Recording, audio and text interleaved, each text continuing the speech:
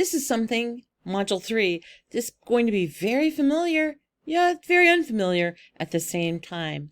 Let's look at our overview. What we're going to be looking at will be primary and secondary sources, newspapers, and digital media. I'm going to go over each section in different ways. I want to talk about primary resources. I have these two videos. They're very good, but they're from a different point of view. What one discipline may consider a primary resource may not be quite what another discipline does. So I'd like you to look. These are very brief, and once you see these, you'll totally get it. So you'll understand what they are. This is a list of primary resources, where to find them, and all sorts of other information. I'm going to take you through things like the Library of Congress. I'm going to show you some wonderful things about Moses Lake research, things about secondary and primary resources. I'm going to show you tables and how they turn, because tables are primary resources, into secondary resources, and how you see them every single day. I also will have a little bit of a quiz. I'm going to give you a list of things, and you're going to choose, are they primary or are they secondary? Then I'm going to dive into newspapers and digital journalism. Do you know why? They're really hard to tell the difference. If you have time, I totally invite you to come by the library and come talk to me and say, hey, Rhonda, could you show me what a real newspaper looks like? And I'll show you this section, and I'll show you how, once you see it in person, that you might be able to interpret online. Because sometimes when you see a blog and other features, you think they may be a newspaper, but they aren't. And it's really important because newspapers are edited. They have editors and people review them, and they're also attached to a journalistic standard of ethics.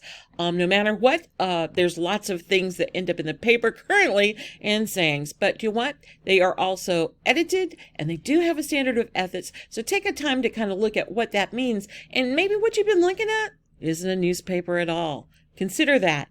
And then we'll go to looking at, hey, how does the local news play out in your life? And this is kind of an easy survey. It's contemplative, and I'm kind of really interested in what your experience with newspapers is on a local level.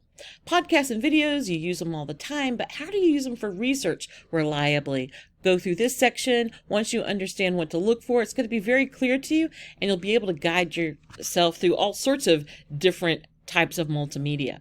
You're going to be using Newsbank to look for newspapers, so I put a little video here about how to do it.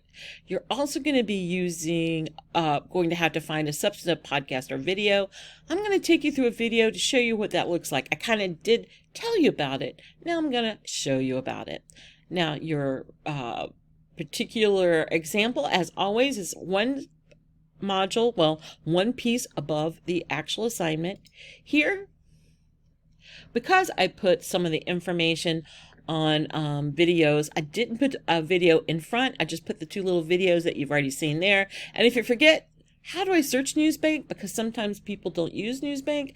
It's kind of problematic, and I want you to really look at it and know how to use it, because it's glorious. But it takes a little bit of work to do it well. So I want to make sure that you look at must be substantive content on the page, and it should be 5 paragraphs or more. So if you have any struggle with either one of these concepts, as always, your job is to ask your librarian. Reach out to me and I'll help you out. Because you know what? You're all working on different things from different points of view. Your work may be very different. Have a great day.